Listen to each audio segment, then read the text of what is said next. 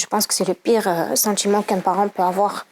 C'est de voir son enfant qui grandit normalement, commence à se faire des rêves et tout avec ce petit enfant, et d'un coup, non, en fait, il est malade. Et sa vie, ça va pas durer longtemps. Avant que Selman tombe malade, j'étais un père comblé. C'était un pur bonheur pour moi de retrouver ma petite famille à la maison. Et je sentais qu'il était là, il attendait, il était content de me retrouver. Il était vraiment souriant tout le temps, il aimait vivre. Pour moi, c'était un peu comme mon meilleur spectateur de mes blagues. Donc, des fois, je chantais des bêtises et puis il était toujours là, enthousiaste à chanter avec moi les mêmes bêtises. Salman, c'est quelqu'un qui aime beaucoup, beaucoup l'eau, et ça, c'est depuis qu'il est tout bébé. Donc là où il va l'eau, il faut qu'il rentre. Donc soit un lac, une plage, une piscine, peu importe. Il peut passer toute la journée dans la baignoire sans aucun souci. Les autres, ils me disaient, mais ton fils, c'est l'idéal, quoi. Parce qu'il écoutait et... C'est difficile de voir la différence maintenant entre Selman d'avant et Selman de maintenant.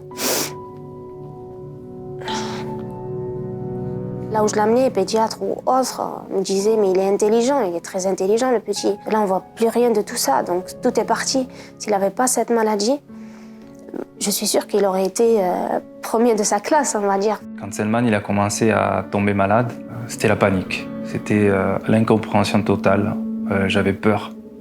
Il parlait plus, il communiquait plus, il jouait plus comme avant. C'est difficile parce que j'étais impuissant. J'étais impuissant face à la maladie qui prenait le dossier sur lui, quoi. Dans un centre à Lausanne, ils ont établi le diagnostic d'autiste.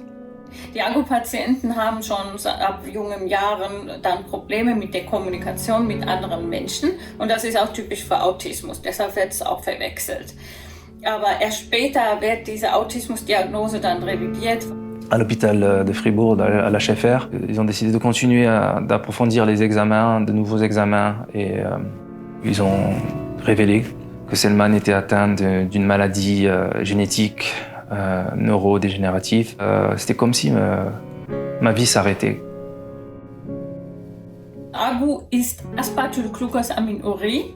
Das ist eine sehr, sehr seltene genetisch bedingte Krankheit. Und das führt zu einem langsamen Verlust der mentalen Fähigkeiten ab dem Kindesalter. Und dann treten immer weitere und schwerere Symptome auch auf, sodass zum Beispiel die normale Schule nicht mehr möglich ist und landen dann auch in Rollstuhl und in irgendein Institut für Behinderte. C'était juste hors question qu'il est malade avec une maladie fatale tant qu'il n'y a pas de traitement. La régression était vraiment trop forte. Et on voyait qu'il a une souffrance intérieure, qu'il n'arrivait plus à nous communiquer. Et ça c'était vraiment c'était le plus dur. Donc j'aimerais en fait qu'il me parle, qu'il me réponde, même pour ne serait-ce qu'un bonjour. Des fois c'est difficile. Toutes ces choses-là, toutes les activités qu'un père il aime partager avec son fils, mais il doit faire autrement, différemment. On le sent prisonnier par cette maladie, qu'il n'arrive pas à se libérer, à faire ce qu'il a envie de faire. Le petit ne parle toujours pas, il ne communique pas, on ne comprend pas qu'est-ce qu'il a. S'il se fait mal, il ne peut pas me le dire parce que il ne sait pas comment le dire et je ne peux pas l'aider. Et du coup, il a mal et je ne peux pas aider. Il crie beaucoup. On entend toute sa souffrance qui résonne dans toute la maison et dans ma tête.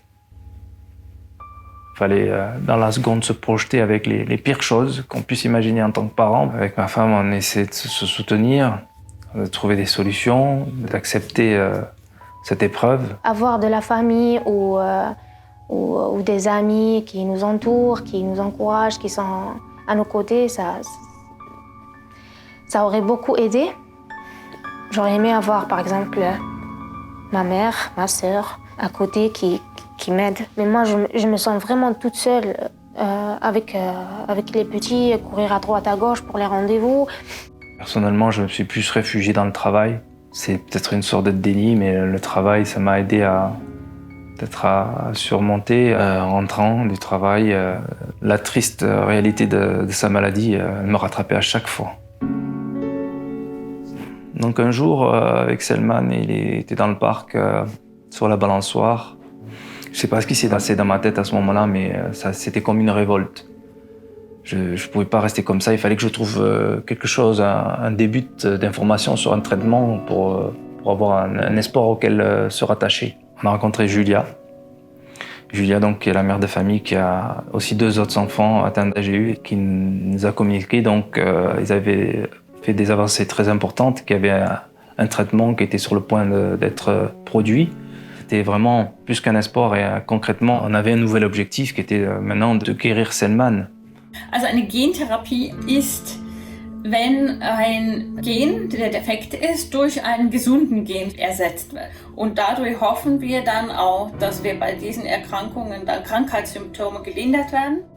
Et puis on vit un moment difficile avec la crise sanitaire et le Covid. Donc on a l'impression que les personnes ne veulent pas écouter d'autres choses tristes. Pour Selman, on doit se battre. En tant que parent, on ne peut pas se permettre de manquer une telle opportunité. Aujourd'hui, le médicament est disponible. Il faut juste les 500 000 francs pour pouvoir financer. C'est inimaginable pour nous de se dire qu'il y a le médicament et on ne peut pas soigner Selman parce qu'on n'a pas eu les fonds nécessaires. Vous pouvez avoir, en nous aidant, un impact vital, sauver la vie de notre fils. Donc là, on a vraiment besoin de tout le monde et on pense vraiment qu'avec votre soutien, on peut avoir le traitement et donner la chance à Selman de retrouver sa vie normale et vivre ses patients.